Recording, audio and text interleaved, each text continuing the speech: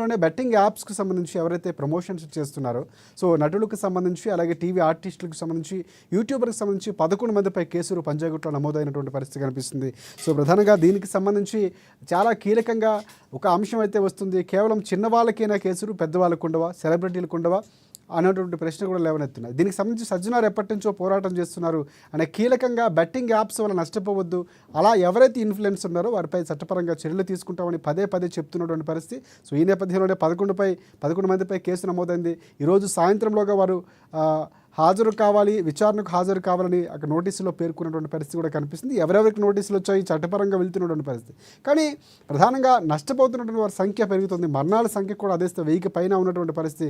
So పూర్తి స్థాయిలో లెక్క తెలియనటువంటి పరిస్థితి. ఎందుకంటే బెట్టింగ్ యాప్స్ ఎప్పుడైతే లోన్ తీసుకుంటారో వారు ఒకవేళ కట్టలేని పరిస్థితుల్లో వ్యక్తిగత సమాచారం తీసుకోవడం, బ్లాక్మెయిల్ చేయడం, వాళ్ళకి సంబంధించిన వ్యక్తులకు ఫోన్ చేయడము, లేకపోతే పరువు నష్టం తీయడం, ఇలాంటి సందర్భాలు జరుగుతూ ఉంటాయి. సో దాన్ని కీలకంగా తీసుకున్న వాళ్ళు ఆత్మహత్య చేసుకుంటున్నారు. కొంతమంది అదే ఇబ్బందుల్లో పడి ఉన్నటువంటి పరిస్థితి కూడా కనిపిస్తుంది. చాలామంది ఇప్పటికి కూడా దాంట్లో నష్టపోయిన వారు ఉన్నారు. సో దీనికి ముగింపు పలకాల్సిన అవసరం ఉంది అని సజ్జనార్ ఎప్పటి నుంచో పోరాటం చేస్తున్నారు. దానికి సెలబ్రిటీలు సైతం ఇప్పుడు కొంతవరకు సహకరిస్తున్నారు. కానీ అయితే పోలీస్ శాఖ, ప్రభుత్వాలు ఎలా వ్యవహరించాల్సిన అవసరం ఉంది. సో దీనికి ఒక ముగింపు కావాలంటే ఎలా ముందుకు వెళ్లాల్సిన అవసరం ఉంది. బెట్టింగ్ యాప్స్ ముందుగా అంటే ప్రమోట్ చేసే దానికంటే ముందే అసలు బెట్టింగ్ యాప్స్ని ఒకవేళ తొలగించే ప్రక్రియ ఏమైనా చేస్తుందా, ఇవన్నీ కూడా ఈరోజు అంశాలు మనం డిస్కస్ చేద్దాం. మనతో పాటు ప్రముఖ రాజకీయ విశ్లేషకులు బండారు రామ్మోహన్ రావు గారు మనకి లైవ్లో సిద్ధంగా ఉన్నారు. వారికి నమస్కారం. నమస్కారం రామ్మోహన్ రావు గారు. నమస్కారం. ఎస్ సార్, ప్రధానంగా మనం చూస్తున్నాం అంటే నిన్న మనం మాట్లాడుకున్నాం అంటే సోషల్ మీడియాలో ఫేక్ వార్తలు, లేకపోతే సోషల్ మీడియా ప్రభావం, జర్నలిస్టులు రాసిన అంశాలు మనం మాట్లాడుకున్నాం. ఒక రకంగా ఇది కూడా రిలేటెడ్గానే ఉంటుంది. కానీ దీని ప్రభావం చాలా కీలకం. యువత, చదువుకున్నటువంటి యువత, వాళ్ళకు ఉన్నటువంటి అవసరాలకు, లేకపోతే ఈజీగా మనీ వస్తుంది కాబట్టి, లేకపోతే అప్పిస్తున్నారు కాబట్టి ఈ బెట్టింగ్ యాప్స్ని ప్రమోట్ చేసిన సందర్భంలో వాళ్ళు లోన్ తీసుకోవడం, నష్టపోవడం, చనిపోవడం సందర్భాలు కూడా మనం చూసాం. సో దీనికి ఒక ముగింపు ఉండాలి మనం మాట్లాడుకున్నటువంటి సందర్భాలు. కానీ సెలబ్రిటీలకు సైతం కూడా దీన్ని ప్రచారం చేసిన వాళ్ళు ఉన్నారు. ఇది చాలా ప్రశ్నార్థకరంగా ఉంది, ఒక రకంగా ఆశ్చర్యంగా ఉంది. సో దీనికి సంబంధించి మీ అభిప్రాయం ఏంటి సార్? రాజశేఖర్ గారు, మీకు అమ్మాయి ప్రేక్షకులు ఇందులో 2 విషయాలు. ఒకటేమో ఈజీ మనీ మీద ప్రజలకు ఈజీ మనీ సంపాదిస్తున్నారు. దానివల్ల వరకు నష్టపోయేది ఏంటంటే మీకు దాఖలు పెట్టారని రకరకాల మెసేజ్లు వస్తే దాన్ని ఉపయోగించుకొని ఇంటివాడి మోసాన్ని గమనించకుండా తొందరగా డబ్బు వస్తుందనే ఆశతో ఒక రకంగా నష్టపోతున్నారు. బెట్టింగ్ యాప్స్ చెప్పాను ఈజీ మనీ కోసం ఆశపడ్డ వేరైతే బెట్టింగ్ యాప్స్ వాళ్ళే సొంతంగా వాళ్ళే మరి ఎందులో ఎదుర్కొంటున్నారు. అంటే బెట్టింగ్ యాప్స్ లో ఆట ఆడండి అయితే నష్టపోతుందండి. మీరు ఆన్లైన్ బెట్టింగ్ ఏదైనా కావచ్చు. అట్లాగే క్రికెట్ సీజన్ ఉంటుంది 22 మార్చి. ఇందులో ఎవరు గెలుస్తారు, ఎవరు కొడతారు చాలా పెట్టదండి.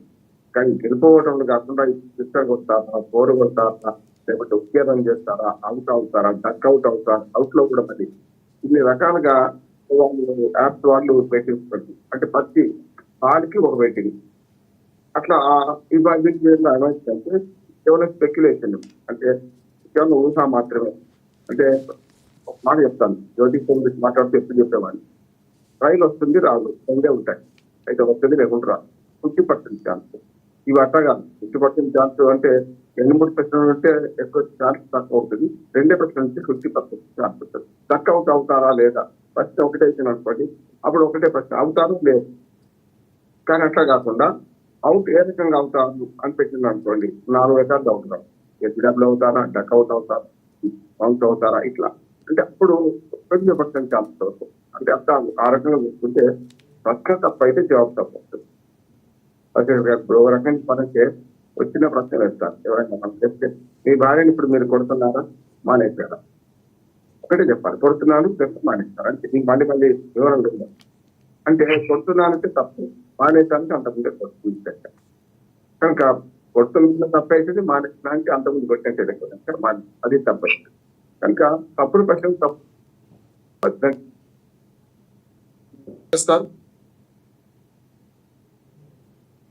ఎస్ రామ్మోహన్ రావు గారు.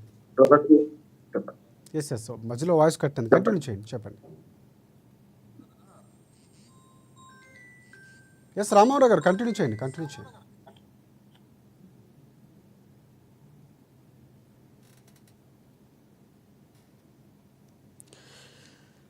రైట్. ప్రధానంగా బెట్టింగ్ యాప్స్‌కు సంబంధించి 11 మంది సెలబ్రిటీలకు ఇన్‌ఫ్లుయెన్సర్‌కి సంబంధించి ఇవాళ సాయంత్రంలోగా విచారణకు హాజరు కావాలని కూడా నోటీసులు అందించినటువంటి పరిస్థితి. ఇందులో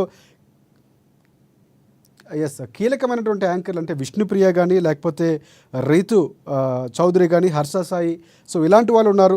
సుప్రీత అంటే ప్రముఖంగా ఉన్నటువంటి శ్యామల పేరు కూడా వినిపిస్తుంది. సో ఆమె పేరు కూడా ఆమె